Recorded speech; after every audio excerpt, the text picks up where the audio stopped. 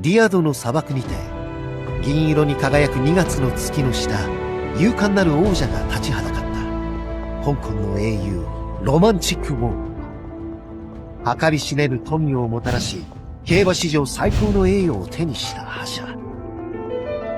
最大の試練が待ち受けている。過去の戦いの知恵を宿した矢作氏が静かにそうつぶやいた。そして運命の決戦が幕を開ける。世界が息を飲む中、その壮大な物語が紡がれる。As the big two move through, Forever Young, Romantic Warrior, and it's Romantic Warrior who binds most initially. Forever Young is trying to close, and it's beginning to do so. Romantic Warrior, Forever Young, a race for the ages, and Forever Young. そして伝説が刻まれた歴史に残る名将、永遠に輝く瞬間。フォーエバーヤングは父の名誉を称えるだけでなく、それを超えた運命は勇敢なる者の手にあることを証明した。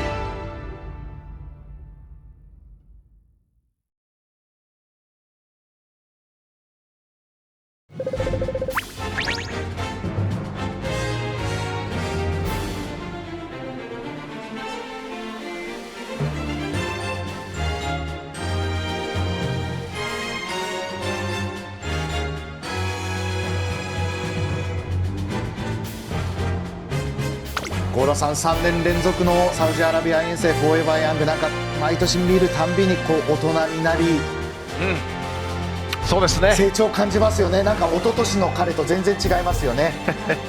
威風堂々といった感じですよね。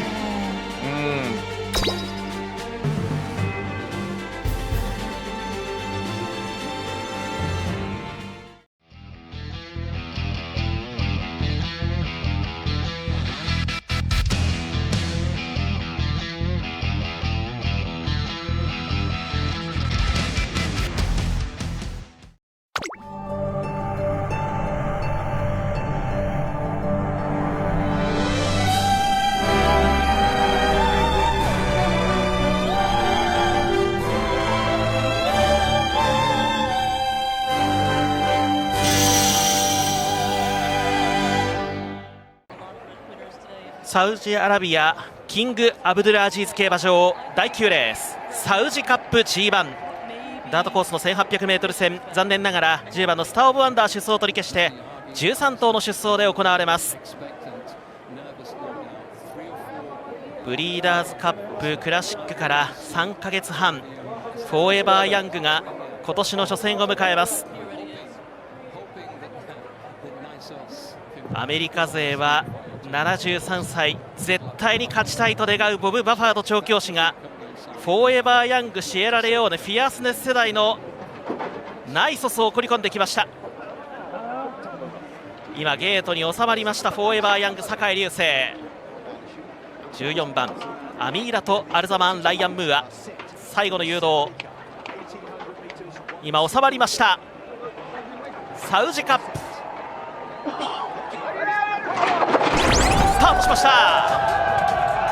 まずは好スタートを切ったのはタンバランバですが、行き足がついてナイソス、さらには外からサンダースコール、フォーエバーヤングもスタートは1列目の位置に取り付くことができそうな感じで飛び出していきました。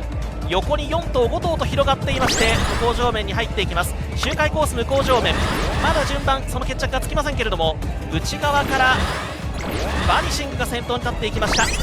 外で並んでナイソス、さらにはサンダースコール、1列目3頭が並んでいます。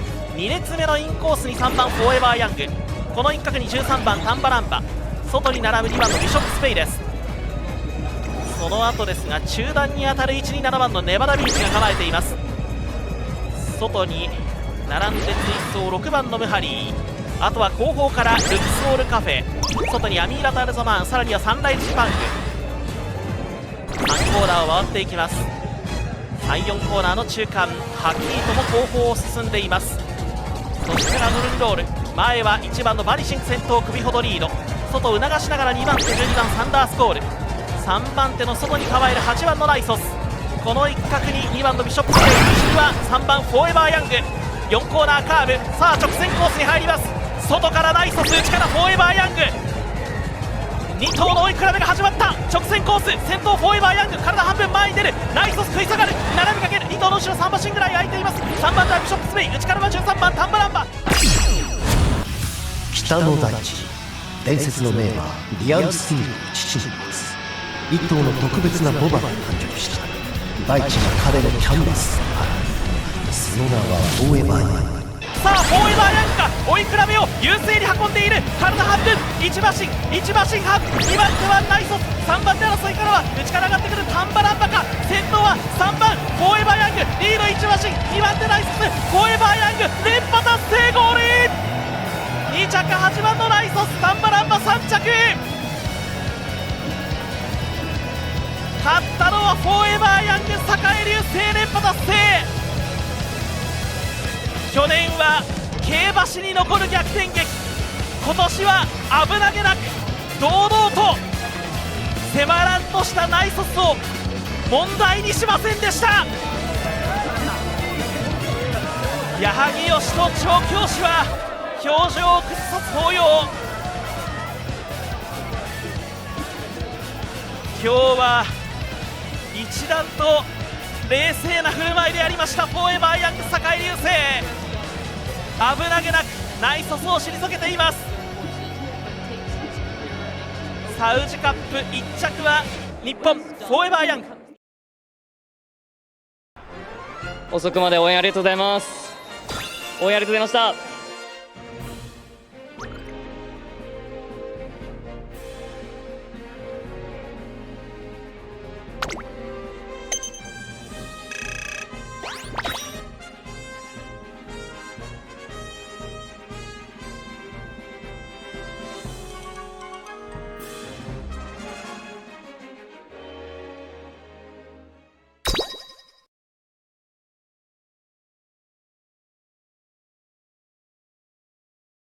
今回2回目戻ってきて、素晴らしい結果ですけど、まず心境を教えてください。はい、勝った瞬間に、来年もう一度ここに戻ってきたいと思います。When he won that moment already, I would think about next year he come back here. He's won a Saudi derby, he's won 2 Saudi Cups. Was it an easy decision at the end of last year to keep him in training? He's obviously a very valuable horse. サウジダービー勝って、その後サウジカップここ2連覇っていう感じですけど、現役続けることっていうのは簡単なことで、決める部分では簡単でした。